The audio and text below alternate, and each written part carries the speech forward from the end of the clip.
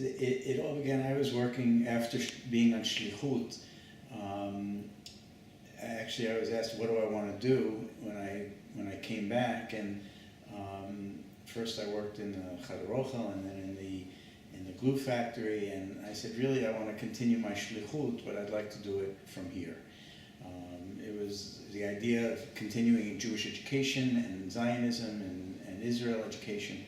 And I was offered a job at the Chevra Laganat Teva, the Society of Protection of Nature in Israel, and I took that job.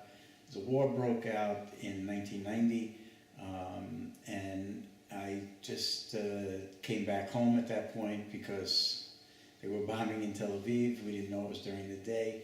Doesn't matter. It was only at night. It was only the day, I can't remember. Doesn't matter.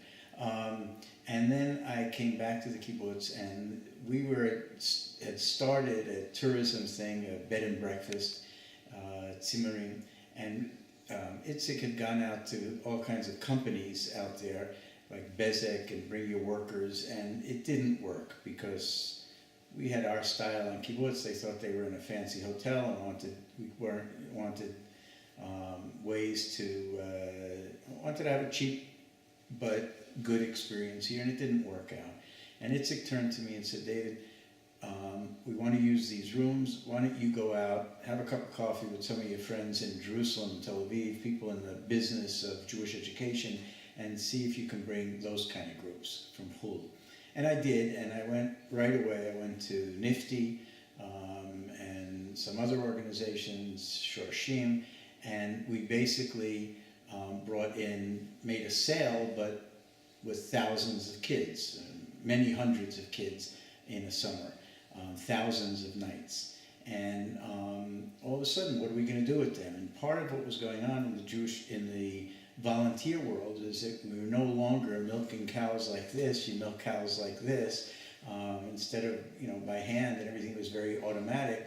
You couldn't just put these kids in the refit, in the dairy. You couldn't put them out in the fields. We weren't picking fruit like that. So what kind of work would they do? Plus, the work that they were doing was, excuse the expression, was shit work. It was work that other people didn't want to do, and they got bored with it, and they, would pick more. They would throw, on other kibbutzim, if they were picking oranges, they would throw more oranges at each other than pick, and they'd walk into the dining room and make a lot of noise, and it wasn't what we really wanted. So I came up with this theory that we should do educational work, avodat chinuchit, and start doing work based on education that will then cost money. So instead of what was, I think we got like $8 a day to house these people, and supposedly they were working in the fields and bringing in income, but weren't very efficient and weren't very good at it. We started getting $18 a day because we're doing education. And with that $18 a day, I was able to go out, and it was all the kibbutz at that point, doing it through the kibbutz. I was able to go out and buy pails and turriot shovels and things that we could do to clear the land that was out in that corner of the kibbutz, that Pinat of the kibbutz, and we wanted to plant our roots there. And that's where it became, we called it Pinat to Shorashim, a corner of roots.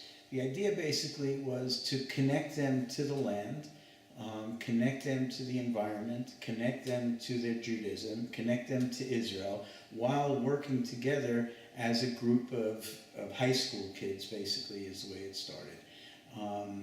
After a couple of years, it became clear that the kibbutz didn't have the money to keep it up, to make sure that the weeds were cut in the winter, and we started building things as well. We started making.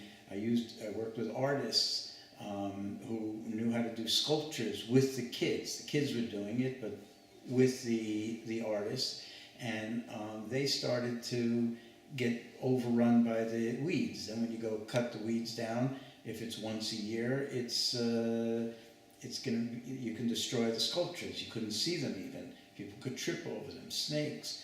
And the kibbutz didn't have the money to continue doing that. And that's when we said, let's separate it and let's become an amutah.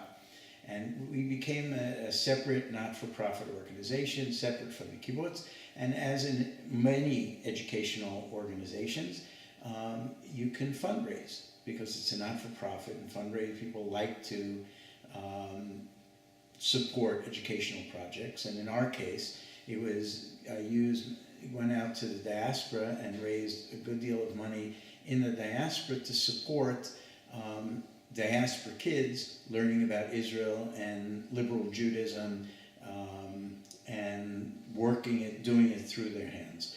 The slogan became they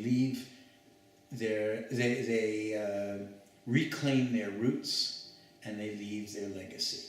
They started to learn more about their roots and they left something supposedly forever, their legacy. And that was the basic idea. After a while, we were very successful with that. We had lots and lots of groups and sleeping in the houses on the kibbutz, and in those days, eating in the dining room, so we made money on the food, made money on the sleeping, and in the educational part, it was a non-for-profit, so the money our share of it went back into the educational process, being able to hire people to work, groundskeeper, full-time groundskeeper we had, people working, a lot of volunteers who came to work. And then, because we were separate, we would get charged by the kibbutz for anybody who was staying here, and that's just basically how it began to take off. And I was very lucky in having had many connections from my teaching at the university and at Wujis and in Irad and at Shrut La'am and all these different organizations and Otzma. I knew a lot of college age and older students who wanted to work here, and I think my success was finding people way better than I am to help do this. People who are artists, people who could write educational programs, people who were good with madrachim, working with the younger kids that came and the new kids that came. And I think that was a great part of my success, with numbers of different people who came through. I began working, I was teaching at Wujis and met Gordon and Jody, and that was a major turnaround for us because Jody was an artist, and she really started to take it to the next stage with art and the education. She today is an award-winning Jewish educator in Berkeley, California, and she was just really helped make jumps with the whole thing. We got to the point, though, that around 2000, which is almost 8 or 9 years after we started, we began in 1992. So 2000, 2001, the Intifada, there weren't groups coming, and the high school groups were not coming to Israel, and I went on the road with Sharona, the woman who is now working with me as the educational person and administrator, and we went on the road and we went through 18 different camps 12 different Jewish camps in England, and we went to a leadership camp in America, and that started to help build also groups that would come here. I was very blessed to have been an educator as a result of Pinat Shorashim in 19 different countries in the world, some of which I went numbers of times, to Switzerland, to of course the United States and Canada and England and many other places like that, to the Limud conferences and also to Romania, Bulgaria, Russia, Poland. And every time I go to be an educator, more people came out from those countries to visit. So we became quite international. And then it was all different ages as well. It was no longer high school students. When the Intifada really began, we realized, actually right before that, one of the things we realized is that, or what happened really, is the kibbutz closed the rooms and didn't want to have the rooms anymore, the bed and breakfast idea. And what I needed to do is, in order to keep this going, I needed to make a shift.